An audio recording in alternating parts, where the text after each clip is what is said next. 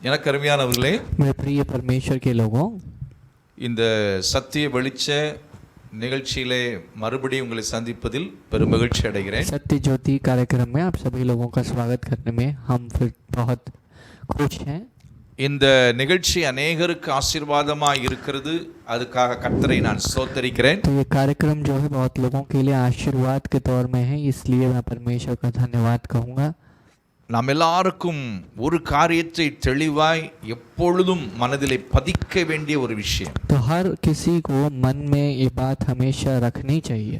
இயேசு அழகாய் சொன்னார், यीशु ने बहुत सुंदर तरीके से कहा, சத்தியத்தையும் அறிவீர்கள், சத்தியம் உங்களை விடுதலையாக்கும். सत्य को जब आप तुम जानोगे तो सत्य तुम्हें छुड़ाएगी। You shall know the truth and the truth will make you free. जब हम सत्य को समझेंगे, जान लेंगे, तब सहज सत्य हमें छुटकारा या मुक्त कराएगा। ஆகவே சத்தியம்தான் இந்த நம்முடைய வாழ்க்கையிலே ஒரு பெரிய விடுதலையை கொண்டு வர तो முடியும். सत्य जो है हमारी जिंदगी में बहुत बड़ी छुटकारे को ला सकती है।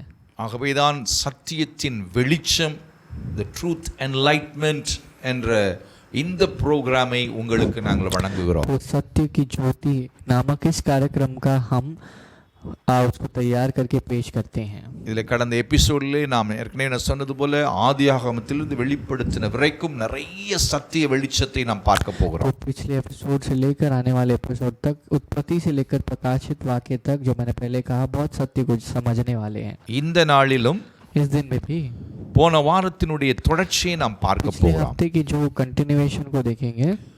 ஏனால் சத்திய ஆவியானவர் என்று பரிசுத்த ஆவியானவருக்கு ஒரு பெயர் இருக்கிறது. सत्य की आत्मा नामक एक नाम पवित्र आत्मा को दिया गया है। அவர்தான் சகல சத்தியத்துக்குள்ளும் நம்மை நடத்துகிறவர் என்று யோவான் சுவிசேஷ புத்தகத்தில் இருக்கிறார். यूहन्ना सुसमाचार की पुस्तक में यह भी लिखा गया है कि वह सभी प्रकार के सत्य में हमें चलाते हैं। ஆகவே ஆவியானவருடைய உதவி இல்லாவிட்டால், यदि परमेश्वर की आत्मा की मदद न हो, இந்த வேதத்தில் மறைந்திருக்கிற அந்த சத்தியத்தின் வெளிச்சத்தை அறிந்து கொள்ளுவதும் புரிந்து கொள்ளுவதும் அவ்வளவு லகுவானது, ஈஸியானது அல்ல. तो सत्य की यदि परमेश्वर की आत्मा नहीं है तो पवित्र आत्मा के द्वारा जो समझाया जाना होता है, उसके बिना हम रहेंगे तो इस सत्य के समझ नहीं पाएंगे जो बाइबल में है। இன்றைக்கு இந்த சத்திய வெளிச்ச நிகழ்ச்சியை சற்று கொஞ்சம் வித்தியாசமாக, மற்ற எபிசோடோடு சற்று வித்தியாசமாய் நாங்கள் உங்களுக்கு வழங்க போகிறோம். तो बाकी हम जिस तरह से पिछले एपिसोड में हमने आपको पेश किया था ये कार्यक्रम को, हम इस कार्यक्रम में थोड़ा अलग से करेंगे। அப்படி என்னவென்று நீங்கள் பார்க்கும் போதே தெரியும் உங்களுக்கு. अगर आप देख रहे होंगे गौर से तो आपको पता चलेगा। நானும் என் மகளும் சேர்ந்து துதியும் சத்தியமும் என்ற அந்த அடிப்படையில் இன்றைக்கு உங்களுக்கு இந்த சத்திய வெளிச்ச நிகழ்ச்சியை வழங்க போகிறோம். तो स्तुति और शब्द नामक इस टाइप टॉपिक में सत्य की ज्योति यह कार्यक्रम को पेश करेंगे आज। ஆகவே இந்த ப்ரோக்ராமை பார்க்காதவர்கள் ஃப்ரெண்ட்ஸ் எல்லாருக்கும் சொல்லி உடனே பார்க்க சொல்லுங்கள். तो जिन्होंने अब तक ये कार्यक्रम को नहीं देखा है, जो दोस्तों को आपने नहीं बताया, उनको आप बताइए। இன்றைக்கு ஒரு மிக முக்கியமான ஒரு சத்தியத்தை நாம் பார்க்க போகிறோம். तो आज एक बहुत मुख्य एक संदेश को, एक सत्य को समझने वाले देखेंगे। அதற்கு ஆவியானுடைய உதவிக்காக நாம் ஜெபிப்போம். तो परमेश्वर की आत्मा की मदद के लिए हम प्रार्थना करेंगे। எல்லாரும் ஆண்டவரை நோக்கி பார்ப்போம். सब परमेश्वर की ओर देखेंगे। எங்கள் அன்புள்ள ஆண்டவரே, हमारे प्रिय पिता, எங்கள் ஆவியானவரே, हे हमारी पवित्र आत्मा, சத்திய ஆவியானவரே, सत्य की आत्मा, இந்த நாளிலும் इस दिन में வேதத்தில் மறைந்திருக்கிற அந்த சத்தியத்தை நாங்கள், அந்த வெளிச்சத்தை காணும்படி எங்கள் மனக்கண்களை திறந்தருளும். परमेश्वर बाइबल में जो सत्य की ज्योति रखी गई है उसे देखने के लिए मदद करना। இதை பார்க்க போகிற ஒவ்வொரு மனிதனுடைய வாழ்க்கையிலும் எந்தெந்த பகுதிகளிலே விடுதலை வேண்டுமோ விடுதலையை கொடுக்க போகிறதுக்காக ஸ்தோத்திரம். इसे देखने वाले हर किसी के जीवन में जिस जगह में उनको जो है चमत्कार की, छुटकारे की जरूरत है, उसे आप लेने वाले हो। धन्यवाद। இந்த நிகழ்ச்சியின் தொடக்கம் முதல் முடிவரைக்கும் ஆவியானவர் ஆளுகை செய்து நடத்துவீராக. इस कार्यक्रम की शुरुआत से लेकर अंत तक परमेश्वर की आत्मा आप हमें चलाइए। இயேசுவின் நாமத்தில் பிதாவே. यीशु मसीह के नाम में पिता। எனக்கு அருமையானவர்களே, मेरे प्रिय परमेश्वर के लोगों, நாம் இப்பொழுது ஒரு பாடலை பாட अभी போகிறோம். हम एक गीत को गाएंगे। இணைந்து நீங்களும் இணைந்து பாடுங்கள். मिलकर आप भी मेरे साथ गाइए। தொடர்ந்து பாடல் சத்தியம் என்று மாறி மாறி இன்றைக்கு நாம் கர்த்தருடைய சமூகத்திலே அவருடைய சத்தியத்தை அறிந்து கொள்வதற்கு உதவியா இருக்க போகிறோம். पहले हम गीत को गाएंगे, उसके बाद संदेश सुनेंगे, फिर से गीत को गाएंगे. इस तरह से बदल बदल कर परमेश्वर की सत्य को आज हम सीखेंगे, ஆண்டவரை நோக்கி பார்ப்போம். परमेश्वर की ओर देखेंगे. நல்ல ஆண்டவரை விடுதலையோடு நாம் பாடி கர்த்தரை கனம் பண்ணுவோம். सभी लोग छुटकारे के साथ, आधार के साथ परमेश्वर की महिमा और करेंगे हम. Thank you धन्यवाद Jesus. पवित्र आत्मा. Praise the Lord. Glory to Father. Thank you Lord. Thank you Jesus. நான் நிற்கும் பூமி நிலை குலைந்து அழிந்தாலும் என் நம்பிக்கை என் அஸ்திபாரம் அசைந்தாலும் நான் நிற்கும் பூமி நிலை குலைந்து அழிந்தாலும் என் நம்பிக்கை என் அஸ்திபாரம் அசைந்தாலும் நான் நம்புவதற்கு ஒன்றுமில்லை என்றாலும் நம்புவேன் என் இயேசு ஒருவரே. நான் நம்புவதற்கு ஒன்றுமில்லை என்றாலும் நம்புவேன் என் இயேசு ஒருவரே. நம்புவேன் என் இயேசு ஒருவரே. நம்புவேன் என் இயேசு ஒருவரே. நம்புவேன் என் இயேசு ஒருவரே. Yes Jesus. நம்புவேன் என் இயேசு ஒருவரே.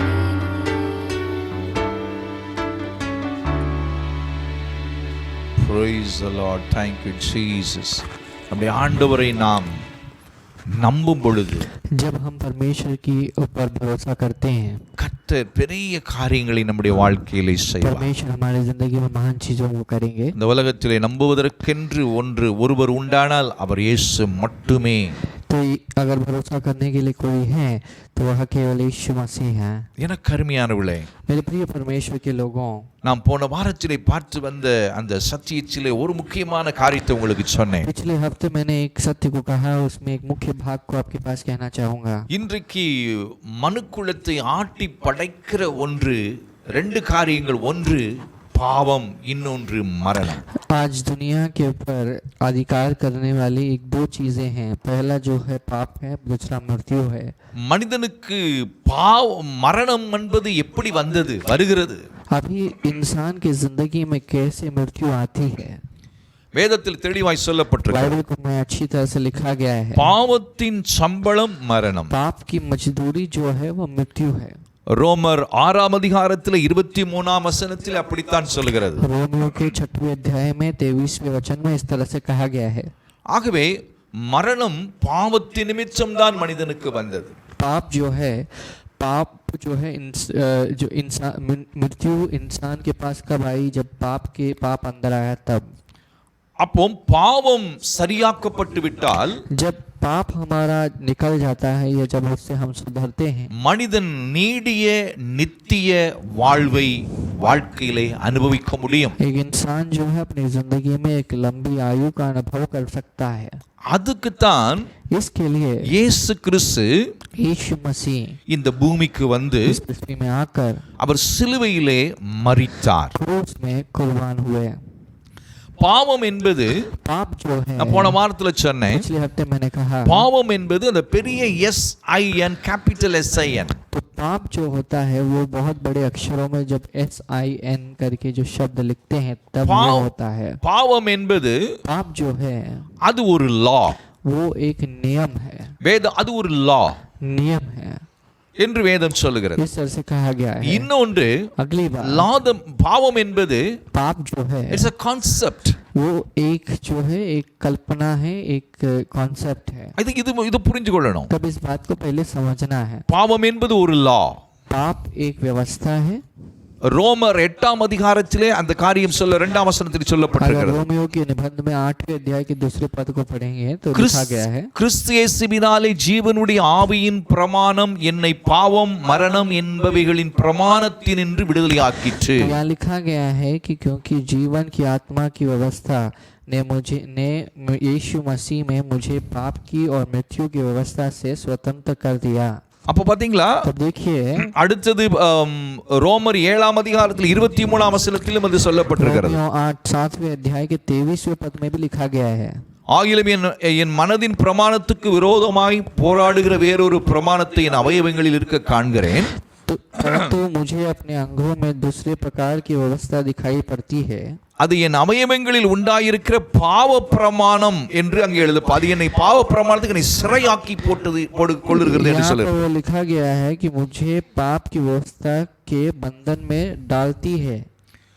அடுத்தது 25ஆம் வசனத்திலே பாவ பிரமாணத்துக்கு ஊழியம் செய்கிறேன் நான், அதனாலே என்று சொல்லப்பட்டிருக்கு. यहाँ लिखा गया है पाप की व्यवस्था के लिए मैं सेवा करता हूँ। பாவம் என்பது இட்ஸ் a law. पाप जो है एक नियम है, அப்படித்தான் மனுஷனுக்கு ஆகி इस போயிடுச்சு. तरह से वो हो चुका है इंसान के लिए। அதனாலதான் அது தீவிரமாய் மனிதனுடைய வாழ்க்கையை அழிக்கு, அது மரணத்துக்கு கொண்டு போய் விடுகிறது அங்க. तो ये जो है बहुत गहराई से काम करती है, बहुत तेजी के साथ मनुष्य को मृत्यु की ओर चलाकर उन्हें मार देती है। அப்போ அந்த பாவம் அடுத்தது மரணம் என்பது ஒரு பிரமாணமாய் अब மாறிவிட்டது. यहाँ पर मृत्यु जो है वो एक नियम बन जाता है, அதிலிருந்து उससे ஆவியின் பிரமாணம். आत्मा की व्यवस्था।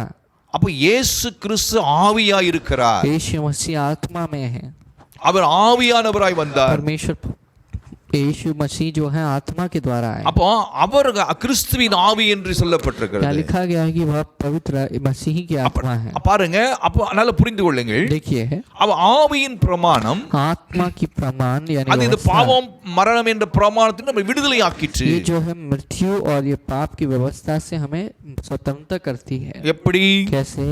அதைத்தான் நம்ம ரோமர் 6ஆம் அதிகாரத்தில் 23ஆம் வசனத்தில் பார்க்கிறோம். நம்முடைய கர்த்தராகிய இயேசு கிறிஸ்துவினுடைய அந்த தேவனுடைய கிருபை வருமோ நம்முடைய கர்த்தராகிய இயேசு கிறிஸ்துவினால் உண்டாகும் நித்திய ஜீவன், இயேசு கிறிஸ்துவின் மூலமாய் உண்டான நித்திய ஜீவன். यही बात को रोमियो के 6वें अध्याय के 23वें वचन में पढ़ते हैं कि क्योंकि पाप की मजदूरी तो मृत्यु है, परंतु परमेश्वर का वरदान हमारे प्रभु यीशु मसीह में अनंत जीवन है। அப்ப நல்லா புரிஞ்சு கொள்ளுங்க, ऐसे समझिए இந்த பாவம் என்பது ये पाप जो है அது மெயின் திங், ये मुख्य है, அதான் பெரிய, அது சிங்குலர்ல இருக்கு. ये जो है एक सिंगल एक कार्य है। ஆனால் लेकिन அதை குறித்து தான் போன வாரத்தில் பாவம் என்றால் என்ன, அடுத்து பாவங்கள் என்ற வார்த்தை வேதத்தில் சொல்லப்பட்டிருக்கு. अभी अगला बात जो है बाइबल में ये लिखा गया है और बहुत तरह के अपराध जो हैं, அதை குறித்து வேதத்தில் நீங்க நிறைய பார்க்கலாம். பாவங்கள், சின்ஸ், अपराधों के बारे में लिखा गया இந்த है। பெரிய பாவத்திலிருந்து உருவான, அதிலிருந்து விளைகிற அந்த சின்ன சின்ன கிரியைகள், பாவங்கள், அதான் பாவங்கள். अभी ये जो बड़ी पाप है, अपराध है, इससे जो छोटे मोटे अपराध निकलते हैं, जो अपराध निकलते हैं, அதை குறித்து अपराधों के बारे में வேதத்தில் लिखा गया है। நீங்க எங்க பார்த்தாலும் அதை படிக்கலாம். आप बाइबल में आप चाहे कहीं भी पढ़ लो, उसके बारे में हम देख सकते हैं। அதை ரோமர்ல 4ஆம் அதிகாரத்தில் 25ஆம் வசனத்திலே அவர் நம்முடைய பாவங்களுக்காக ஒப்பு கொடுக்கப்பட்டார் என்று எழுதப்பட்டிருக்கிறது. நம்முடைய பாவங்கள். यहाँ पर लिखा गया है रोमियो के 4 अध्याय के 25वें वचन में कि परमेश्वर हमारे अपराधों के लिए पकड़वाए गए। நீங்க வீட்டுல போய் எபிரேயர் 1:3 படிக்கலாம். आप इब्रानियों के पहले अध्याय 3 पद को पढ़ सकते हैं। எபிரேயர் 2:17 படிக்கலாம். इब्रानियों के दूसरे अध्याय 17वें पद में पढ़ सकते हैं। எபிரேயர் 9:28 படிக்கலாம். इब्रानियों 9वां अध्याय 28वां वचन। எபிரேயர் 10:12 படிக்கலாம். इब्रानियों 10:11 में पढ़ सकते हैं। எபிரேயர் 10:17 படிக்கலாம். इब्रानियों 10:11 में पढ़ सकते हैं। எபிரேயர் 10:2-3 வசனங்கள்ல படிக்கலாம். तब इस तरह से इब्रानियों के 3 वचन में पढ़ सकते हैं। 1 யோவான் 2:2 படிக்கலாம். 1 यूहन्ना 2:2 में पढ़ सकते हैं। அப்போ பாவங்கள், तब पाप अपराध जो है, अपराध இத முதல்ல நல்லா நீங்கள் புரிந்து கொள்ள इस வேண்டும். बात को समझना है। பாவம் என்பது மெயின், पाप एक चीज या अपराध एक चीज होता है, அது ஒரு லா, वो एक व्यवस्था है। அது மனிதனுடைய வாழ்க்கையிலே वो इंसान की जिंदगी, சட்டம் என்று சொன்னால் அது தீவிரமாய் அதுக்கு அதனுடைய வேலையை செய்ய அதிகாரத்தை காட்டும். अगर हम व्यवस्था कहते हैं तो एक इंसान के जीवन में अपने अधिकार को बहुत बहुताई में दिखाएगा। அதன் மூலமாய் விளைகிற அந்த விளைவுகள் கிரியைகள் எல்லாம் சின்ன சின்ன காரியங்கள் எல்லாம் பாவங்கள். अभी उसके द्वारा जो छोटे मोटे कार्य उठ के आते हैं அது वो सारे என்னன்னு अपराधों சொல்லி के நான் बारे में உங்களுக்கு कहा गया है। விளக்கி சொல்ல போறேன். अब ये सब बातें क्या है मैं समझाऊंगा। பாவங்கள், पाप, அடுத்தது இன்னொன்னு சொல்லப்பட்டிருக்குது और लिखा गया है குற்றங்கள். अपराधों के बारे में, गुनाहों அது के बारे பைபிள்ல में இருக்குது. यहाँ लिखा गया है। அதை கலாத்தியர் 6ஆம் அதிகாரம் 1ஆம் வசனத்திலே படிக்கிறோம். हम गलातियों के निबंध में 6वें अध्याय के पहले वचन में पढ़ सकते हैं। அப்போ நல்ல கவனித்து பாருங்க. ध्यान से सुनिए। அடுத்தது யாக்கோபு 5ஆம் அதிகாரம் 16ஆம் வசனத்தில் சொல்லப்பட்டது. यदि याकूब के 5वें अध्याय के 16वें पद में देखेंगे ये भी लिखा गया है यहाँ पर भी। அப்போ நல்ல புரிந்து तो கொள்ளுங்க. ध्यान से सुनिए। இன்னும் நிறைய விஷயங்கள் बहुत இருக்கிறது. सारी चीजें हैं, தொடர்ந்து நாம் பார்க்க போகிறோம். लगातार हम देखेंगे। கர்த்தருடைய நாமத்தை நாம் மகிமைப்படுத்துவோம். परमेश्वर की नाम की हम महिमा करेंगे। எல்லா ஆண்டவரை நோக்கி பார்ப்போம். परमेश्वर की ओर देखेंगे। பாடலை பாடி கர்த்தரை ஆராதிப்போம். परमेश्वर की आराधना करेंगे। ஆவியானவர் நமக்கு உதவி செய்வார். परमेश्वर हमारी आत्मा இன்னும் अनेக காரியங்களை நமக்கு விளக்கி கொடுப்பார். बहुत सारी चीजों को समझाएंगे। அவர் ஆராதனையோடு நாம் வசனங்களை கேட்டுக்கொண்டே இருப்போம். आराधना के साथ वचन को सुनते रहेंगे। Thank you Jesus, glory to God. என் பாதையெல்லாம் அந்தகாரம் சூழ்ந்தாலும் வாழ்க்கை முடிந்தது மறுவாழ்வு இல்லை என்றாலும் என் பாதையெல்லாம் அந்தகாரம் சூழ்ந்தாலும் வாழ்க்கை முடிந்தது மறுவாழ்வு இல்லை என்றாலும் என்னை தேற்றுவதற்கு யாரும் இல்லை என்றாலும் நம்புவேன் என் இயேசு ஒருவரை. என்னை தேற்றுவதற்கு யாரும் இல்லை என்றாலும் நம்புவேன் என் இயேசு ஒருவரை. நம்புவேன் என் இயேசு ஒருவரை. நம்புவேன் என் இயேசு ஒருவரை. நம்புவேன் என் இயேசு ஒருவரை. நம்புவேன் என் இயேசு ஒருவரை. நம்புவேன் என் இயேசு ஒருவரை. நம்புவேன் என் இயேசு ஒருவரை. Thank you Jesus, glory. நம்புவேன் என் இயேசு ஒருவரை. நம்புவேன் என் இயேசு ஒருவரை. Hallelujah, hallelujah. Thank you Jesus. धन्यवाद पवित्र आत्मा। ஆண்டவருக்கு நாம் நன்றி சொல்லுவோம். परमेश्वर को हम धन्यवाद कहेंगे। எனக்கு அருமையானவர்களே, प्रिय परमेश्वर के நல்ல लोग, கவனமாய் நீங்கள் கேளுங்கள். पहले इसमें ध्यान से सुनेंगे। பாவங்கள் पाप जो है, அது अपराध जो है, குற்றங்கள் என்ற பதத்திலே அது சொல்லப்பட்டிருக்கிறது. अपराधों के அந்த तौर டேர்ம்ல में, சொல்லப்பட்டிருக்கிறது. अपराधों के तौर में कहा गया है। அதை யாக்கோபு 5ஆம் அதிகாரம் 16ஆம் வசனத்தில் நீங்கள் படிக்க முடியும். याकूब के 5वें अध्याय के 16वें पद में हम देख सकते हैं குற்றங்கள். अपराधों के बारे में, पापों के बारे में। நீங்க பாத்தீங்கன்னா தேசத்துல சொல்லுவாங்க, अपने देश में कहेंगे குற்றங்கள் பெருகி போயிடுச்சு. हमारे गुनाह जो है बढ़ ही रहे हैं। அப்படின்னா என்னன்னு சொல்லி நான் உங்களுக்கு விளக்கி சொல்றேன். अब அதெல்லாம் मैं आपको समझाता हूँ என்னென்ன குற்றங்கள் किस प्रकार के இருக்குது. गुनाह है।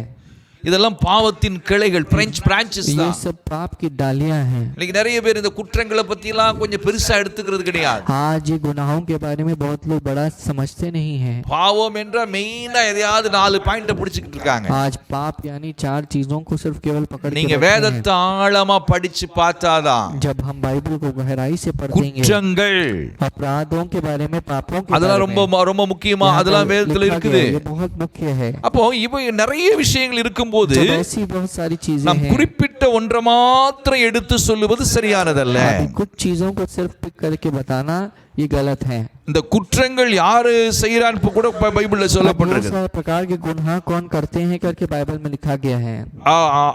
கலாத்தியர் 6ஆம் அதிகாரத்திலே गलातियों के 6वें अध्याय में 1ஆம் வசனம், पहला पद சகோதரரே ஒருவன் யாதொரு குற்றத்தில் அகப்பட்டால், यहाँ लिखा गया यदि भाई यदि कोई मनुष्य किसी अपराध में पकड़ा गया, இது யாரை பார்த்து சொல்றார்? किसको देख के कहते हैं? சபைக்குள் இருக்கிறவர்களை பார்த்து சொல்றார். कलीसिया में जितने हैं उनको देखकर कहते हैं யாதொரு குற்றத்தில் அகப்பட்டால், यदि कोई मनुष्य किसी अपराध में पकड़ा गया जाए, அந்த குற்றத்தில் அகப்பட்ட ஒரு சகோதரனை எப்படி திருத்துவது சரிப்படுத்துவது என்று வேதம் அவர் ஆலோசனை சொல்லுது. अभी उस इंसान को किस तरह से सुधारना है बाइबल हमें युक्ति देती है।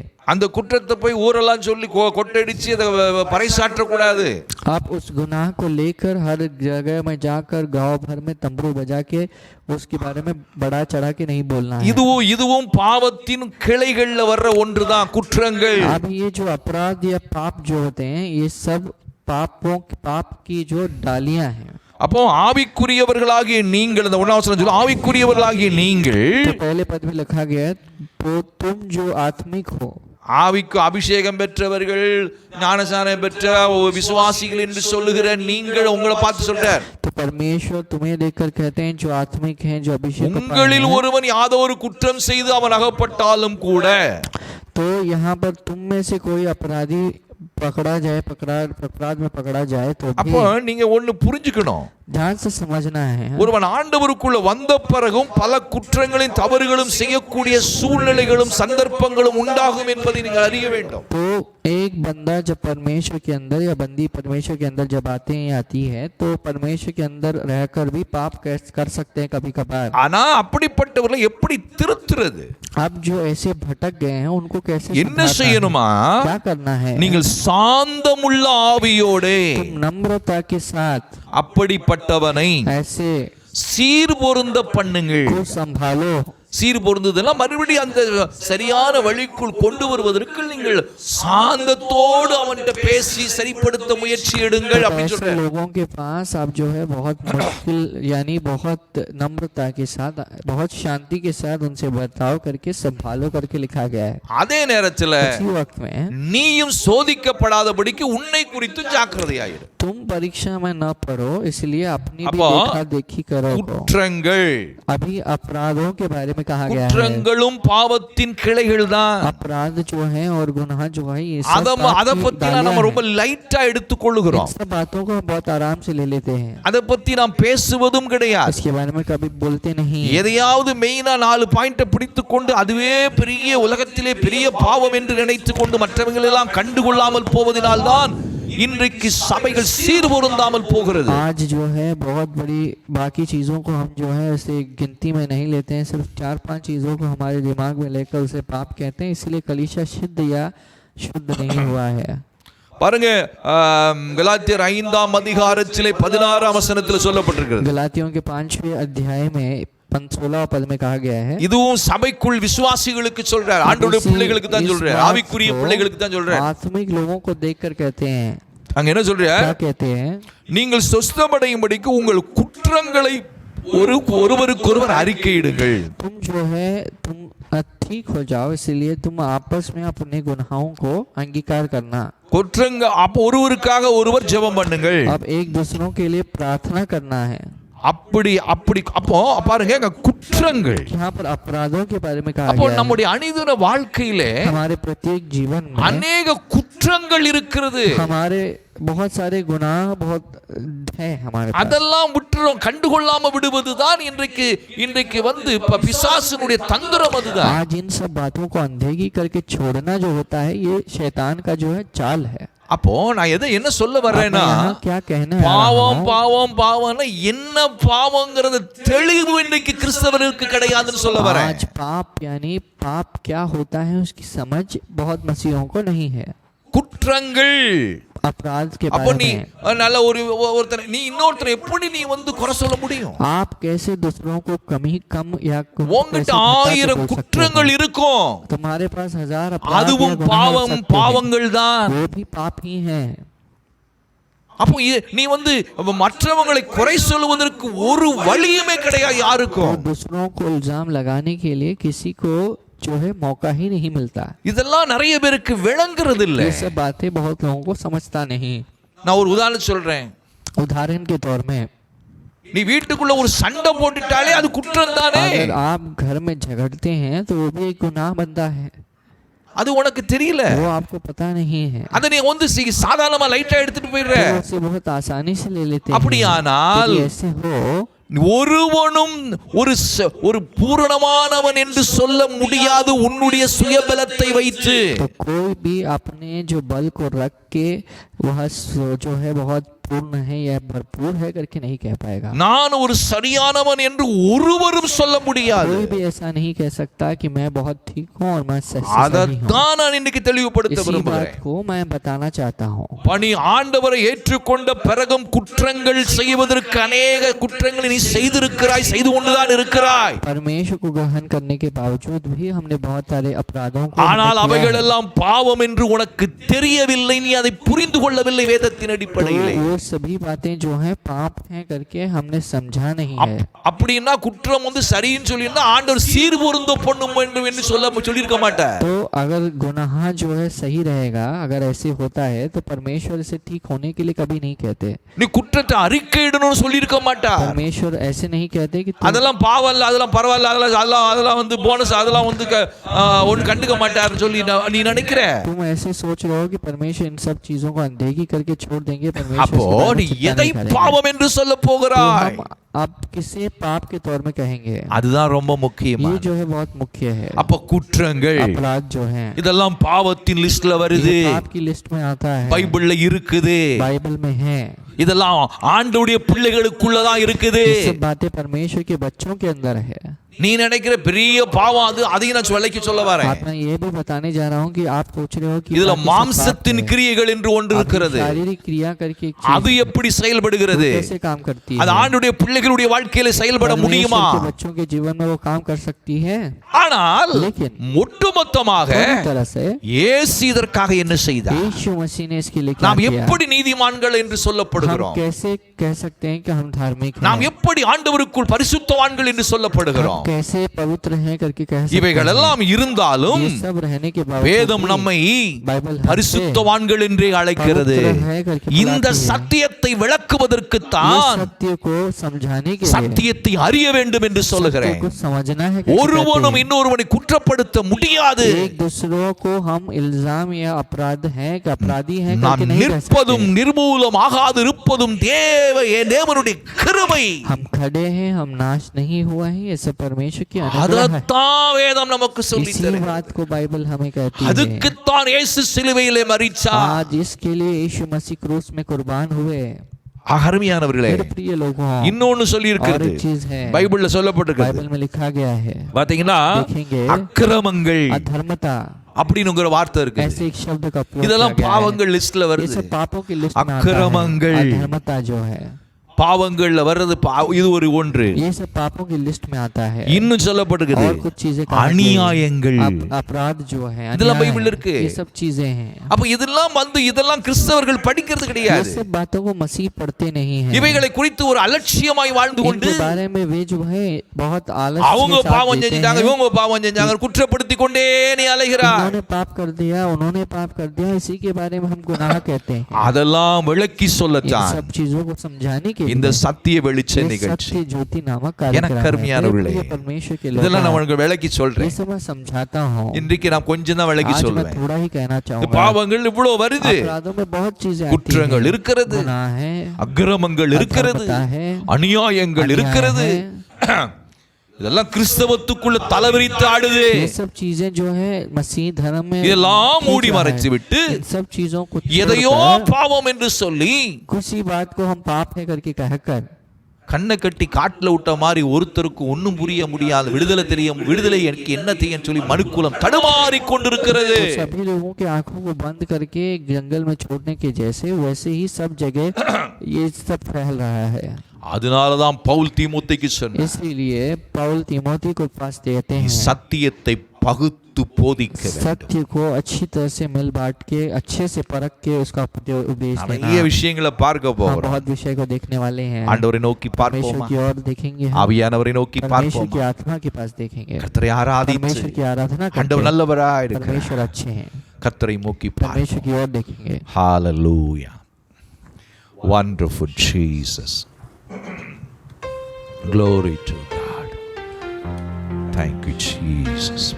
Praise Yeshu the Lord. मसीह भरोसा मेरा, Thank you Father. तू ही सहारा है मेरा। Praise the मुश्किल Lord. Thank समय you Jesus. में तू ही दिलासा, साथ रहेगा तू सदा। Praise be to God. करुणा भलाई तेरी सदा रहेगी मुझ पर, Thank तेरी विश्वास योग्यता देखूंगा मैं उम्र पर। मैं हाथ उठाकर गाऊंगा, यीशु तेरा नाम रहे ऊंचा। Jesus. मैं हाथ Wonderful उठाकर Jesus. गाऊंगा, यीशु तेरा नाम रहे ऊंचा। Praise the Lord. ओ यीशु तेरा नाम रहे ऊंचा। Glory to Jesus. Hallelujah. Hallelujah. Hallelujah. கர்த்தர் நல்லவராய் இருக்கிறார். परमेश्वर अच्छे हैं। எனக்கு அருமையானவர்களே, ये परमेश्वर के लोगों हैं। ஆவியானவர் நம்மை பலப்படுத்துகிறவராய் परमेश्वर இருக்கிறார். की आत्मा हमें बलवंत करते हैं। அவர் எவ்வளவு சிறந்தவராய் परमेश्वर இருக்கிறார். की आत्मा कितने अच्छे हैं। ஆக நல்லா புரிந்து तो उस கொள்ளுங்கள். बात को समझिए। பாவம் என்பது पाप जो है இட்ஸ் a law. ये एक नियम है। It's a concept. அது ஒரு நியம மாதிரி அது वो இருக்கிறது. एक व्यवस्था की तरह है।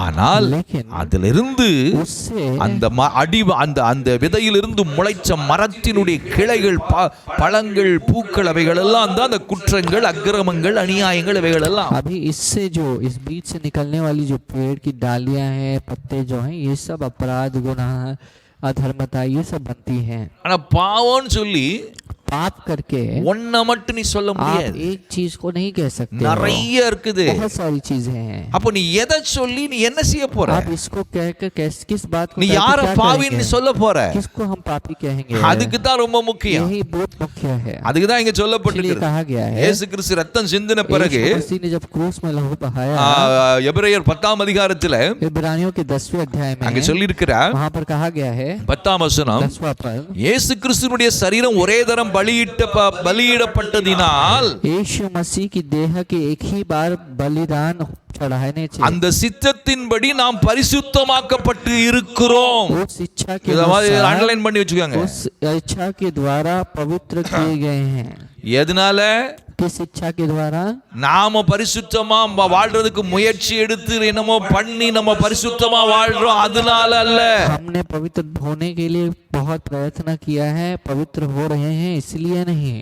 அதத்தான் நான் சொல்ல வர்றேன். इसी बात को समझाने की कोशिश कर ஒருவனும் रहा தன்னை हूं। பரிசுத்தமாய் மாற்றிக்கொள்ள முடியாது, பரிசுத்தமாய் இந்த உலகத்தில் வாழ முடியாது. कोई भी इस दुनिया में पवित्र बन के जी नहीं सकता, ना ही पवित्र जिंदगी जी सकता है। அந்த அறிவை அடைவதுதான் சத்தியத்தை அறிகிற அறிவு. उस समझ को पाना जो होता है वो இந்த வசனம் सत्य की எவ்வளவு समझ है। தெளிவா சொல்லுது वो பாருங்க. वचन सही से कहता இயேசு கிறிஸ்துவினுடைய சரீரம் ஒரே தரம் பலியிடப்பட்டதினாலே यीशु मसीह का शरीर जो है एक ही बार में बलि चढ़ाई गई, इसलिए அந்த சித்தத்தின்படி उस इच्छा के अनुसार நாம் हम பரிசுத்தமாக்கப்பட்டிருக்கிறோம். पवित्र बने हैं। அதுதான் உண்மை. ये मुख्य है। நம்ம பரிசுத்தமா வாழ்றதுனால பரிசுத்தமானங்கள் அல்ல. हम पवित्र बन के जी रहे हैं इसलिए पवित्र हैं करके कह नहीं सकते। அப்படின்னா ஞானசானம் எடுத்தவர் பரிசுத்தாகி பெற்ற பிறகு ஏன் இந்த குற்றங்களில் அகப்படுறவா, குற்றங்கள் செய்யறான், அதுக்காக அக்கிரமம் செய்யறான், அநியாயம் செய்யறான்? तब हम हम ऐसे कहेंगे तो जो पवित्र आत्मा पाकर जो बपतिस्मा लिए हैं क्यों अन्याय करते हैं और सभी प्रकार के अपराध करते हैं। அதுக்கு இன்னும் 14ஆம் வசனத்துல நீங்க படிச்சு பாருங்க, எபிரேயர் 10ஆம் அதிகாரத்திலே 14ஆம் வசனம் அடுத்து படிச்சீங்கன்னா இன்னும் உங்களுக்கு விளங்கும்। इब्रानियों के निबंध में 10वें अध्याय में 14वां पद अगर पढ़ेंगे और समझ में आएगा। இதன வர்ற நாட்கள்ல இயேசு கிறிஸ்து சிலுவையில பட்ட பாடுகளினா நமக்கு எப்படி பாவத்திலிருந்து ஒரு பெரிய விடுதலை கிடைச்சுன்னு சொல்லி தராங்க। आने वाले दिनों में यीशु मसीह ने क्रूस में पाप के लिए कुर्बान होने से हमें कैसे छुटकारा मिला, इसे हम இன்னைக்கு समझाएंगे। சிலுவையை பத்தி பிரசங்கிப்பதை நிறுத்திவிட்டு आज क्रूस के बारे में प्रचार करना பாவத்தை பெருசுபடுத்தி பிரசங்கிக்கிற பிரசங்கங்கள் தான் தலைவிரித்து पाप ஓடுகிறது। के बारे में बहुत अच्छी तरह से कहा समझाने वाली प्रचार बढ़ रही है। என்றைக்கு சிலுவையை குறித்து நீ மேன்மை பாராட்டி அதை பிரசங்கிக்க ஆரம்பிக்கிறாயோ பாவம் ஒன்றுமில்லாமல் அழிந்து போகும் என்பது நிச்சயம்। तो जिस दिन हम क्रूस को बड़ा चढ़ाकर उसकी प्रचार करने लगेंगे, पाप जो है नहीं हो जाएगा, नहीं के समान बदल जाएगा। அவருடைய சரீரம் பலியாக்கப்படாதிருந்தால் மனுக்குலத்துக்கு மீட்பு கிடையாது। अगर यीशु मसीह के शरीर को बलिदान के तौर में चढ़ाया नहीं गया जाता तो हमें इंसानियत को कोई छुटकारा नहीं मिलती थी। அதனாலதான் 14ஆம் வசனம் பாருங்க, 14 पद में कहा गया है, ஏனெனில் क्योंकि பரிசுத்தமாக்கப்படுகிறவர்களை ஒரே பலியினாலே இவர் என்றென்றைக்கும் பூரணப்படுத்தி இருக்கிறார்। What a tremendous and wonderful scripture to कितना understand। अच्छा एक वचन है, देखिए, क्योंकि अपने एक ही चढ़ावे के द्वारा उन्हें जो पवित्र किए जाते हैं सर्वदा के लिए सिद्ध कर दिया। परमानेंट परफेक्शन, सर्वदा के लिए शुद्ध होना ஒரே பலியினால்। एक ही बलि के द्वारा। You are permanently perfected when you accept Jesus। आप जो है पूरी तरह से आप परफेक्ट हो जाते हो जब यीशु मसीह को आप ग्रहण இந்த करते हो। சத்தியம் தான் இன்னைக்கு கிறிஸ்தவர்களுக்கு விளங்காத ஒரு புதிராக, ஒரு மறைபொருளாக, ஏற்றுக்கொள்ள மனமில்லாத ஒரு சத்தியத்தை, அப்படிப்பட்ட மனநிலையிலே கிறிஸ்தவர்கள் வாழ்ந்து ऐसे एक கொண்டிருக்கிறார்। सत्य की इस खोज में, ऐसे एक सत्य के बारे में लोग जो है समझे बिना और ऐसी एक स्थिति में है ताकि वे समझ नहीं पाए।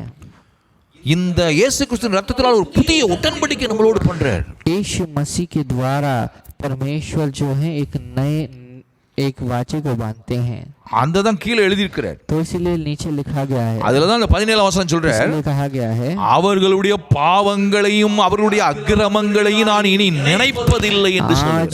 उसके अपराधों के बारे में, उसकी चीजों के बारे में मैं आइंदा गिनूंगा नहीं, सोचूंगा नहीं। இயேசு கிறிஸ்து சிலுவையிலே மரித்த பிறகு यीशु मसीह के क्रूस में பாவம் என்ற கான்செப்டே கிடையாது।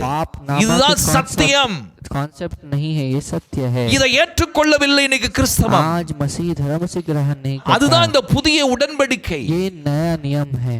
A new agreement with Jesus made with man। अभी God made with man। यही व्यवस्था को परमेश्वर भगवान ने एक इंसान के साथ बनाया है वाचे के तौर में। நினைப்பதில்லை, परमेश्वर से याद नहीं करते। இவைகள் மன்னிக்கப்பட்டது உண்டானால் ये बातें जो है क्षमा की गई है, இனி பாவத்து நிமித்தம் பலி செலுத்தப்படுவது இல்லையே। आइंदा पाप को लेकर बलि चढ़ाए नहीं இவ்வளவு जाएंगे। பெரிய ஒரு வண்டர்ஃபுல் ஸ்கிரிப்சர் ये பாருங்க। कितना बड़ा एक இத நிறைய பேர் விளங்காததுனால ये தான் बहुत लोग समझते नहीं हैं। பாவம்னா என்னமோ ஒரு பெரிய இமயமலையை விட பெருசா பார்த்துட்டு இருக்காங்க पाप கிறிஸ்தவம்। जो है बहुत बड़ा एक बहुत बड़े पर्वत के तौर में मसीही ஆனால் देखते அந்த हैं, பாவத்தை அழிக்க முடியல। लेकिन फिर भी उस पाप को वो मिटा नहीं पाए। டெய்லி பாவ மன்னிப்பு கேட்டுட்டு தான் हर இருக்காங்க। रोज पापों की क्षमा मांगते அப்ப நீ ही ஏன் हैं। பாவ மன்னிப்பு கேட்டுட்டு तो இருக்க? तुम पापों की क्षमा मांगते हो। அப்போ இயேசு கிறிஸ்து நீ பாவ மன்னிப்பு கேட்டுட்டே இருந்தனா, பழைய ஏற்பாடு மாதிரி பண்ணிட்டு இருந்தனா, இயேசு கிறிஸ்து சிலுவையில ஏன் மரிக்கணும்? अगर हम पुराने नियम के अनुसार सब चीजों को करते हैं तो हमें क्यों यीशु मसीह को கொஞ்சம் मानना? புரியணும்। थोड़ा समझना है। இது நிறைய இது ரொம்ப இது ஈஸியா எல்லாருக்கும் तो விளங்க। बहुत लोगों को ये समझता नहीं। அப்புறம் பாத்தீங்கன்னா இன்னும் நிறைய விஷயம் இருக்குது। बहुत सारी चीजें हैं। பாத்தீங்கன்னா ஒரு காரியம் சொல்றேன்। और एक चीज कहता हूँ, 1 கொரிந்தியர்ல நீங்க 6ஆம் அதிகாரத்துல 1 कोरिन्थियों में 6वें अध्याय में அங்க ஒரு லிஸ்ட் वहाँ கொடுத்திருக்காரு। पर एक लिस्ट दिया है। பவுல் கொடுக்கும்போது சொல்றாரு पौलुस ने ऐसे दिया, பாருங்க, देखिए அங்க சொல்லப்படுது அநியாயங்களை குறித்து நான் अन्याय சொன்னேன், के बारे में कहा அவைகள் गया எல்லாம் है। இருக்குதுன்னு वहाँ சொன்னாரு। बहुत सारी चीजें हैं। பாருங்க, அநியாயம்னு சொன்னா अन्याय यानी அந்த அதிகாரத்தை ஃபுல்லா படிச்சாதான் எது அநியாயம் அப்படின்னு விளங்கும்। अन्याय के बारे में यदि हम पूरी तरह से उस अध्याय को पढ़ेंगे समझेगा। நியாயமான சில காரியங்களுக்கு விரோதமான என்ன பண்ணாலும் அது அநியாயம் தான்। जो न्याय से भरे कोई भी चीज के विरुद्ध में जब कुछ होता है तो अन्याय होता है।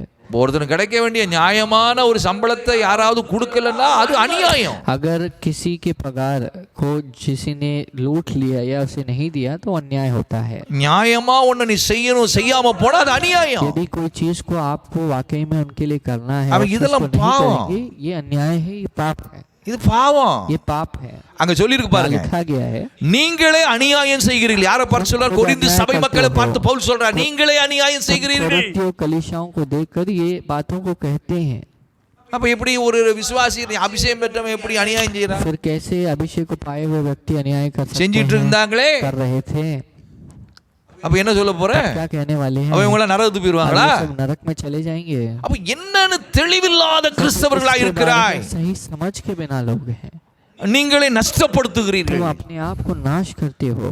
உங்கள் சகோதரர்களுக்குள்ளே ஒருத்தருக்கு ஒருத்தர் நீங்க ஆண்டவருடைய பிள்ளைகளுக்கு ஒருத்தருக்கு ஒருத்தருக்குள்ள இப்படி செய்து நீங்கள் அப்படி செய்கிறீர்கள். तुम अपने परमेश्वर के बच्चों के अंदर ही ऐसे இதெல்லாம் பைபிள்ல எழுதுறாரு, பவுல் எழுதுறாரு. बाइबल में लिखते हैं. இத பத்தி எல்லாம் நீங்க கிறிஸ்தவம் கொஞ்சம் கூட சிந்திக்கிறது இல்லை. இதெல்லாம் பாவம் என்று में पाप है करके मसीह धर्म सोचता नहीं. அப்பதான் 9ஆம் வசனத்துல சொல்றாரு, यही बात को 9वें पद में அநியாயக்காரர் தேவனுடைய ராஜ்யத்தை சுதந்தரிப்பது இல்லை என்று அறியீர்களா? अन्याय करने वाले परमेश्वर के राज्य को இன்னைக்கு சபைகள்ல எவ்வளவு அநியாயங்கள் आज இருக்கு. कलीसियाओं में कितनी अन्याय है, எவ்வளவு அநியாயங்கள் இருக்கு. अन्याय है. ஆனா நீ பாவம் மத்தவனை பார்த்து குற்றப்படுத்திக் கொண்டே அலைகிறாய். लेकिन हम दूसरों को जब देखते हैं ये இதுதான் வேடிக்கையா இருக்கிறது. ठहराते हैं. இதுதான் வேடிக்கையா இருக்கிறது. तमाशा की बात ஏன் है. தெரியுமா? पता है பாவம் என்றால் என்ன पाप क्या என்று होता உனக்கு है, தெரியவில்லை. ये पता नहीं. அந்த பாவத்துக்கு சிலுவையில் அவர் என்ன செய்தார் இயேசு என்பதை நீ இன்னும் புரிந்து கொள்ளவில்லை. इस पाप के लिए यीशु मसीह ने क्या किया, इसे हमने समझा नहीं है. ஆகையால் கருமையானவர்களே, इसलिए मेरे प्रिय बच्चों கொஞ்சம் தெளிவா इस பாருங்க. बात को समझेंगे. நான் உங்களுக்கு நிறைய போதிக்க விரும்புகிறேன். समझाना चाहता இதெல்லாம் हूं. நான் யார் எனக்கு தெரியுது, எனக்கு யார் இந்த மாதிரி எனக்கு சொல்லி தரலையா? तो किसी ने मुझे तो कैसे नहीं सिखाया. எனக்கெல்லாம் இதெல்லாம் சொல்லி கொடுத்திருந்தாங்கன்னா நான் 30 வருஷத்துக்கு முன்னே உலகத்திலே போய் எவ்வளவு பேருக்கு நான் போதிச்சு எவ்வளவு பேர் மக்களுக்கு தெளிவுபடுத்தியிருப்பேன் சபையில். अगर मुझे इसके बारे में समझ होती थी तो मैं बहुत लोगों को इसे समझा देता था और मैं कहता था. ஆக எனக்கு அருமையானவர்களே, इसलिए मेरे प्रिय परमेश्वर के நல்ல लोगों, புரிந்து கொள்ளுங்கள். तब समझ लीजिए. ஆண்டவரை நோக்கி परमेश्वर की ओर देखेंगे. கர்த்தரை ஆராதிப்போம். परमेश्वर की आराधना ஆண்டவர் करेंगे. நல்லவராய் परमेश्वर இருக்கிறார். अच्छे हैं. பரிசுத்த ஆவியானவர் पवित्र आत्मा நமக்கு உதவி हमारी செய்வார். मदद करेंगे. ஆவியானவரோட உதவி இல்லை परमेश्वर என்றால் की मदद नहीं है ஒன்றும் செய்ய तो कुछ முடியாது. नहीं कर सकते. கர்த்தரை परमेश्वर ஆராதிப்போம். की आराधना करेंगे. Thank you Jesus. Glory to Father. Glory to Father. Wonderful Jesus. Mighty God. Praise the Lord. मौत से है बचाया तूने, जीवन नया है दे दिया. नाम लेकर पुकारा तूने, महिमा से मुझको भर दिया. Thank you Jesus. मौत से है बचाया तूने, जीवन नया है दे दिया. Wonderful Jesus. नाम लेकर पुकारा मुझे, महिमा से मुझको भर दिया. Praise the Lord. करुणा भलाई तेरी सदा रहेगी मुझ पर. Wonderful. Glory to तेरी विश्वास योग्यता Thank you Jesus. देखूंगा मैं उम्र पर.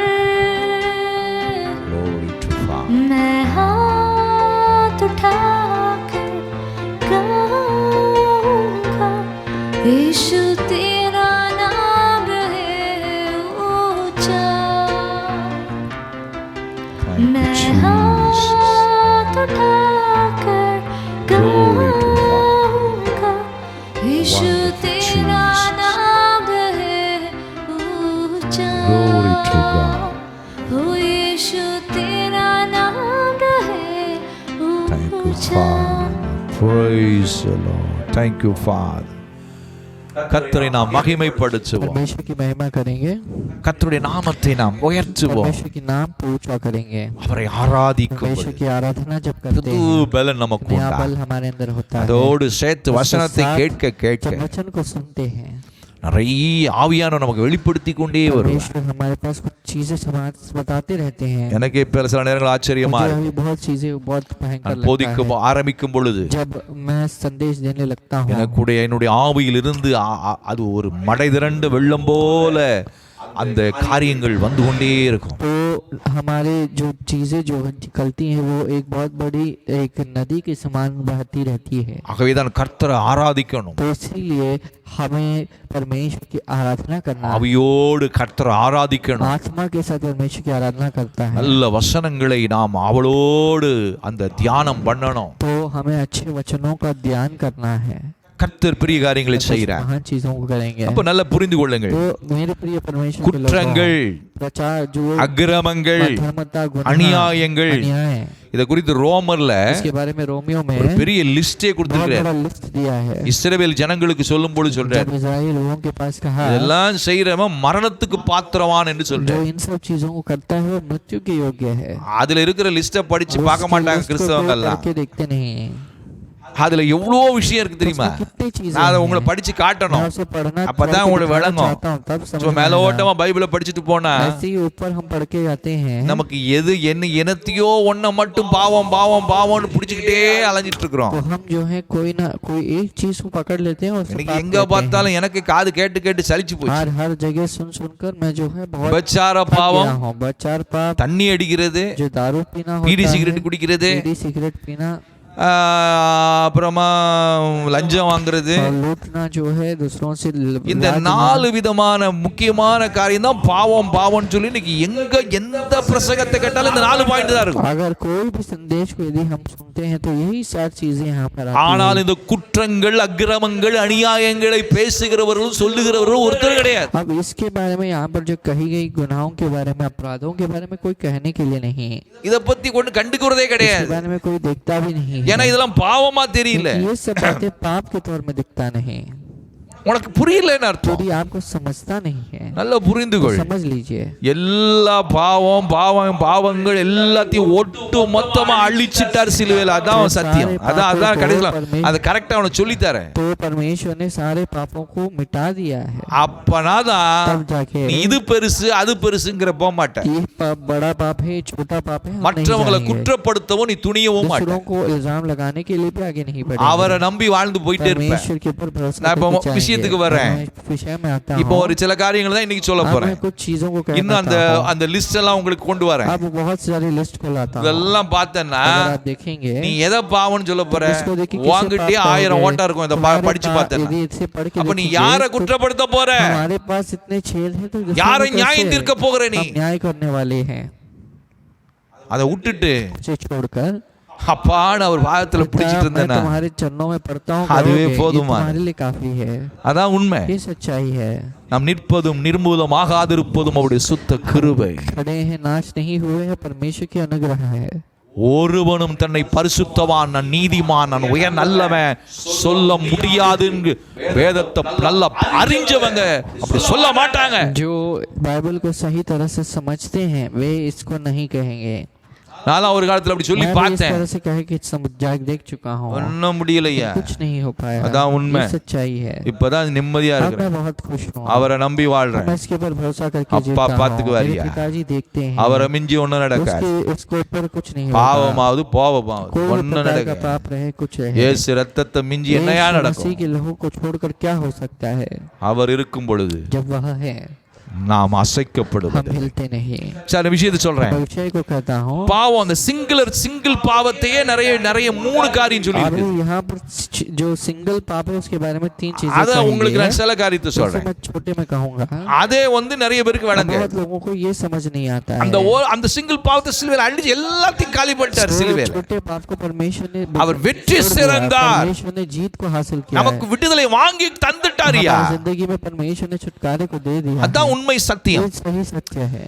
ரோமர் 14ஆம் அதிகாரத்திலே जो है 16 23ஆம் வசனம் சொல்லுது, यहाँ पर 23वां वचन कहता है, ஒருவன் சமுசயப்படுகிறவனாய் புசித்தால் यदि कोई इस तरह से जो है खाता அவன் है, அவன் விசுவாசம் இல்லாமல் புசிக்கிறபடியினால் तो विश्वास के बिना उसमें से भाग लेता है, ஆக்கினைக்குள்ளாக தீர்க்கப்படுவான். वह जो है दंड की ओर ले जा रहा है। மட்டன் சாப்பிடுற விஷயத்தை பத்தி சாப்பாட்டு விஷயத்தையே अब சொல்லிட்டு இருக்க. यहाँ पर एक खाने के बारे में कहा गया है, இந்த விஷய சாப்பாட்டு விஷயத்திலேயே खाने के विषय में விசுவாசம் இல்லாம ஒருத்தன் புசிச்சானா अगर विश्वास के बिना कोई खाता இது है, பாவம், இது தீட்டு, பாவம் ஆண்டவருடைய है। பார்வையில தீட்டு ஆயிரும் அப்படி இப்படின்னு சொல்லி பயந்து அப்படி சாப்பிட்டானா अगर ये परमेश्वर के चरणों में जो है डर कर ये पाप है, वो है, ऐसा है, वैसा है करके खाएंगे, அதுவே அவனுக்கு பாவமா ये மாறிடுமா. जो है उसके लिए पाप बन जाएगा। சாப்பாடே உனக்கு பாவமா மாறிடும். खाना जो है तुम्हारे लिए पाप बन जाएगा। இத விட உனக்கு பாவம் அப்ப நீ எதை பாவம்னு சொல்ல போற? तब हम किसे पाप है करके कह இங்க सकते हैं? வசனம் அப்படிதான் சொல்லுது. वचन ऐसे कहता है, அவன் சமுசயப்படுகிறவனாய் புசித்தால் அவன் விசுவாசம் இல்லாதவனாய் புசிக்கிறபடியினால் ஆக்கினைக்குள்ளாக தீர்க்கப்படுவான். तब वो विश्वास के बिना वो उसमें से खाता है और शक करके उसमें से बहुत शक के साथ वो खाता है, इसीलिए वो दंड को पाएगा।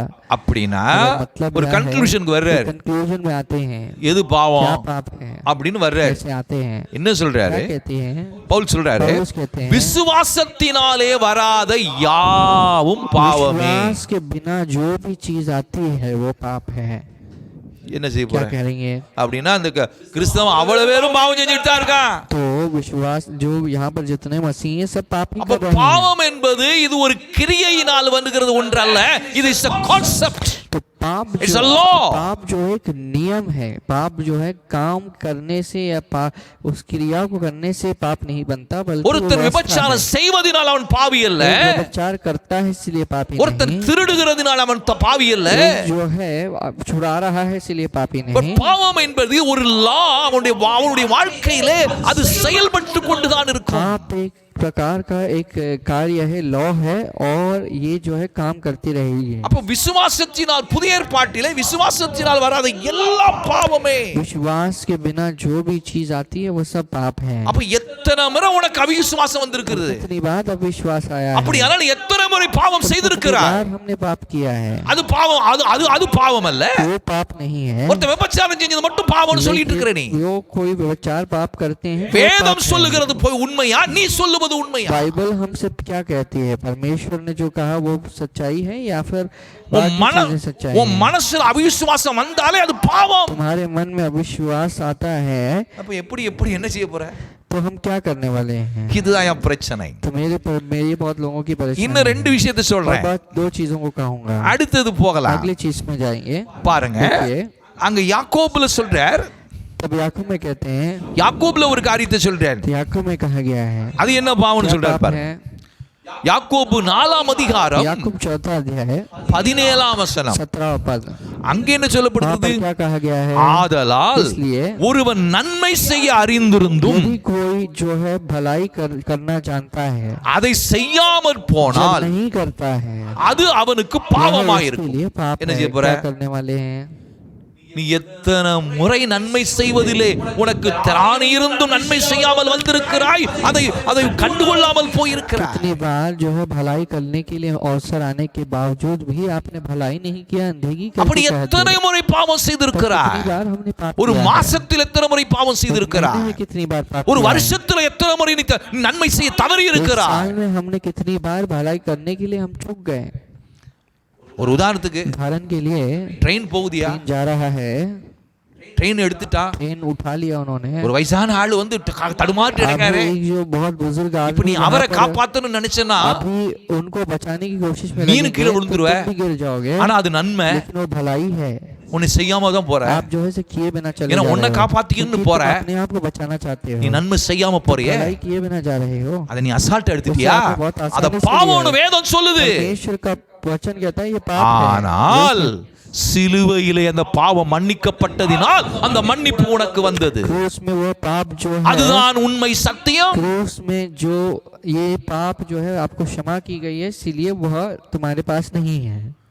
நானே எத்தனையோ முறை कितनी तो बार, ஓ பிச்சைக்காரங்க கேட்பாங்க, कितने तो भिखारी जो है वे मांगते हैं मुझसे, சில நேரம் எனக்கு காசு இருக்காது, कुछ समय मेरे पास पैसा नहीं எனக்கு தேவைக்கு இருக்கும், मुझे जरूरत के लिए केवल रहता நான் है, அப்படியே வந்து விடுவேன். मैं वैसे ही आ जाता था, ஆனா என் மனசுல ஒரு அடிச்சிட்டே கிடக்கும், ஐயோ கொடுக்கலையே, नहीं दिया, நன்மை செய்ய அறிந்திருந்தோம் செய்யாமல் வந்தோமே, किया नहीं, அது பாவம் என்று வேதம் சொல்லுகிறது. நீ நினைக்கிற விபச்சாரம் மட்டும் தான் பாவம் என்று சொல்லுகிறாய். जो है व्यभिचार, வேதம் சொல்லுகிறது எதை பாவம் என்று சொல்லுகிறது. நீ எத்தனை முறை பாவம் செய்திருக்கிறாய், पाप किया है, அதையெல்லாம் உனக்கு மன்னிச்சது எது? अब इन सब बातों ने किसे क्षमा किया है? சிலுவையிலே. இத முதல்ல அறி, इस बात को पहले समझेंगे. இன்னும் நிறைய விஷயம், बहुत सारी चीजें हैं, இன்னும் நிறைய விஷயம். बहुत सारी चीजें हैं. சிங்குலர் பாவத்திலே நிறைய சொல்லி, मोटे पाप में भी बहुत सारी चीजें हैं, பாவங்கள் நிறைய இருக்கு. पापों में बहुत सारी चीजें हैं. இதெல்லாம் பைபிளை நல்லா ஆராய்ஞ்சு படிச்சாதான் जब समझ के पढ़ेंगे முடிவு தெளிவுக்கு तो உனக்கு வர तुम्हारे முடியும். अंदर एक सही समझ आएगी. உன் கிரியைகளினால் तुम्हारी क्रियाओं से நீ பரிசுத்தமாக முடியாது. पवित्र नहीं हो सकते हो. நீ நல்லவனாய் வாழ எடுக்கிற முயற்சியில நீ நல்லவனாய் மாற முடியாது. अच्छे इंसान होने की कोशिश करते हो इसीलिए तुम अच्छे बन गए नहीं. சிலுவையிலே क्रूस में உன் பாவங்களுக்காக, तुम्हारे पापों के लिए, உன் பாவத்துக்காக तुम्हारे पाप के लिए அவர் சிந்தினாரே ரத்தம். परमेश्वर ने तुम्हारे लिए जो लहू बहाया है, அந்த ரத்தத்தினால் ஏற்பட்ட அந்த புதிய உடன்படிக்கையினால் जो தான் उत्पन्न हुई नई छुटकारे के कारण நீ நீதிமானாக்கப்படுகிறாய், तुम जो है धार्मिक होते हो, நீ பரிசுத்தவானாகிறாய். तो तुम जो है पवित्र बनते हो. அதுதான் तो ये செழிவான, सही உண்மையான, सच्चाई के साथ சரியான புதிய ஏற்பாட்டின் नए नियम का சத்தியம். सत्य है. இதை புரிந்து கொள். बात को समझो. கிருபை अनुग्रह, அவர் நம்மை தூக்கி நிறுத்தி परमेश्वर हमें उठा चुके हैं. இன்றைக்கும் आज भी அவனை மன்னித்துக் கொண்டே परमेश्वर हमें जो है क्षमा कर ही रहे हैं. இதாயா உண்மை, ये सच्चाई है, இதான் ये உண்மை. सच्चाई है. இன்னைக்கு நம்ம आज हम ஜெபிக்கலாமா? प्रार्थना करेंगे. எனக்கு मेरे அருமையானவர்களே, प्रिय परमेश्वर के लोगों, ஆண்டவரை நோக்கி परमेश्वर பாருங்க. की ओर देखेंगे. முதல்ல பாட ஒரு பாட்டை ரெண்டு पहले அடி பாட போறோம். जो हमने किया था वो गीत हम को जीवित गाएंगे, को 2 स्टांजा गा के परमेश्वर की हम जो है प्रार्थना करेंगे. அவரை நம்புவேன் என்று परमेश्वर के பாட ऊपर भरोसा करेंगे करके गीत பாடி நம்ம ஜெபித்து प्रार्थना முடிக்கலாமா? करके समाप्त करेंगे. கரங்களை உயர்த்தி अपने हाथ को उठाकर आंडवर नोकी परमेश्वर पा- की ओर देखेंगे. Hallelujah.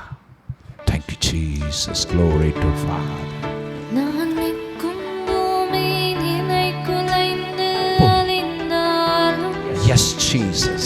என் நம்பிக்கை என் அஸ்திவாரம் அசைந்தாலும் நான் நிற்கும் பூமி நிலை குலைந்து அழிந்தாலும் என் நம்பிக்கை என் அஸ்திவாரம் அசைந்தாலும் நான் நம்புவதற்கு ஒன்றுமில்லை என்றாலும் நம்புவேன் என் இயேசு ஒருவரே. நான் நம்புவதற்கு ஒன்றுமில்லை என்றாலும் நம்புவேன் என் இயேசு ஒருவரே. நம்புவேன் என் இயேசு ஒருவரே. நம்புவேன் என் இயேசு ஒருவரை. எல்லாரும் சொல்லுவோமா? நம்புவேன் என் இயேசு ஒருவரை. நம்புவேன் என் இயேசு ஒருவரை. அன்புள்ள ஆண்டவரே, हमारे प्रिय पिता, உம்முடைய கரத்திலே எங்களை तुम्हारे அர்ப்பணிக்கிறோம். हाथ में समर्पित करते हैं. எல்லாம் உம்முடைய सब கிருபை. कुछ तुम्हारा अनुग्रह है. எங்கள் பாவங்களுக்காக, हमारे पापों के लिए, எங்கள் हमारे சாபங்களுக்காக, श्रापों के लिए, எங்கள் அக்கிரமங்களுக்காக, हमारे अधर्मता के लिए, எங்கள் நோய்களுக்காக बीमारी के लिए நீர் சிலுவையிலே आप क्रूस में जो है मारे गए हो. எங்களுக்கு நித்திய மீட்பை நீர் சுதந்திரித்து अनंत கொடுத்தீர். छुटकारे को आपने स्वतंत्र करके நாங்கள் दिया है. இன்றைக்கு நிற்பது आज हम खड़े हैं, உம்முடைய கிருபை. तुम्हारी अनुग्रह है. நாங்கள் ஓடுவது दौड़ रहे हैं, உம்முடைய तुम्हारी கிருபை. अनुग्रह है. நாங்கள் வாழ்வது जी रहे हैं, உம்முடைய கிருபை. तुम्हारी अनुग्रह है. உம்முடைய இரக்கங்களுக்கு முடிவில்லை. तुम्हारे जो है दया के लिए कोई अंत நீர் नहीं. எங்கள் மேல் வைத்த அந்த அன்புதான் तुम्हारे ऊपर आपने जो प्रेम रखा है, எங்களை உமக்காக வாழ வைக்கிறது मेरे ஆண்டவரே. आपके लिए जीने के लिए रखते हैं. எங்களுடைய நீதிகள் அல்ல, हमारी जो धर्म எங்களுடைய नहीं है, हमारी பரிசுத்தங்கள் அல்ல, पवित्रता नहीं है. அவைகளெல்லாம் உமக்கு முன்பதாய் குப்பை. हम आपके सामने एक धूल है. ஒவ்வொருவரும் हर அறிந்து एक को கொள்ளட்டும். जानना है. ஒவ்வொரு हर மனிதனும் एक புரிந்து इंसान को கொள்ளட்டும். समझना है, தெளிவாய் ஆண்டவரை பின்பற்றி लगातार परमेश्वर அவரை की முழு ओर पाकर, இதயத்தோடு நேசித்து पूरे हृदय के साथ அவர் प्रेम இல்லை करके, என்றால் என்னால் வாழ முடியாது என்ற முடிவுக்கு வரட்டும் उसके ஒவ்வொரு बिना मैं மனிதனும். जी नहीं सकता करके इस निर्णय को ले। இயேசு ஒருவர் மட்டும்தான் மனிதனை வாழ வைக்க முடியும். यीशु मसीह केवल एक इंसान को जीत सकते हैं, அவர் ஒருவர் மட்டும்தான் परमेश्वर केवल மலுக்குலத்தின் இரட்சகர். उद्धार करता है पूरी दुनिया के लिए। ஒவ்வொரு மனிதனும் இதை हर அறியணும் एक ஆண்டவரே. इंसान को समझना है प्रभु, அற்புதம் செய்வீர், चमत्कार को करना, அற்புதம் செய்வீர். चमत्कार को करना। நீர் அப்படி ऐसा செய்கிறதுக்காக करने वाले को धन्यवाद। ஒவ்வொருவரையும் हर बच्चों को ஆசீர்வதிக்கிறோம். आशीष करना, இயேசுவின் यीशु நாமத்தில் मसीह के नाम में வேண்டிக் கொள்ளுகிறோம். विनती करते हैं, நல்ல अच्छे பிதா. पिता। ஆமென், आमेन, ஆமென். आमेन। என் ஆத்துமாவே मेरे கர்த்தரை मन ஸ்தோத்திரி, परमेश्वर का धन्य कर, என் முழு உள்ளமே मेरे பரிசுத்த पूरे मन நாமத்தை ஸ்தோத்திரி. परमेश्वर का धन्य कर, என் ஆத்துமாவே கர்த்தரை मेरे मन ஸ்தோத்திரி. परमेश्वर का धन्य कर, அவர் செய்த சகல उसके सारे உபகாரங்களையும் மறவார். उपकारों को न भूलना। ஆமென், आमेन, ஆமென். आमेन। God bless you. परमेश्वर तुम्हें आशीष करेंगे। தொடர்ந்து வெள்ளிக்கிழமை ப்ரோக்ராமை பாருங்கள், फ्राइडे की प्रार्थना को भी देखिए, ஞாயிற்றுக்கிழமை ஆராதனையை பாருங்கள். रविवार की आराधना को देखिए, இன்னும் மற்றவர்களுக்கும் இதை बहुत लोगों को அறிமுகப்படுத்துங்கள். इसे सब बताइए। தொடர்ந்து எங்கள் நிகழ்ச்சிகள் இன்னும் சிறப்பான முறையில் தயாரித்து வழங்க கர்த்தருடைய கிருபை எங்களுக்கு கிடைக்கும்படி எங்களுக்காக ஜெபித்துக் और கொள்ளுங்கள். लगातार ये कार्यक्रम बहुत अच्छी तरह से पेश करने के लिए परमेश्वर के अनुग्रह के लिए प्रार्थना करना। மறுபடியும் உங்களை சந்திக்கும் வரை लगातार आपसे फिर और आपसे मिलने के लिए இயேசு கிறிஸ்துவினுடைய கிருபை यीशु मसीह की अनुग्रह உங்களை தாங்கி आप सब நடத்துவதாக. लोगों को थाम के चलाए। ஆமென், आमेन, ஆமென். आमेन।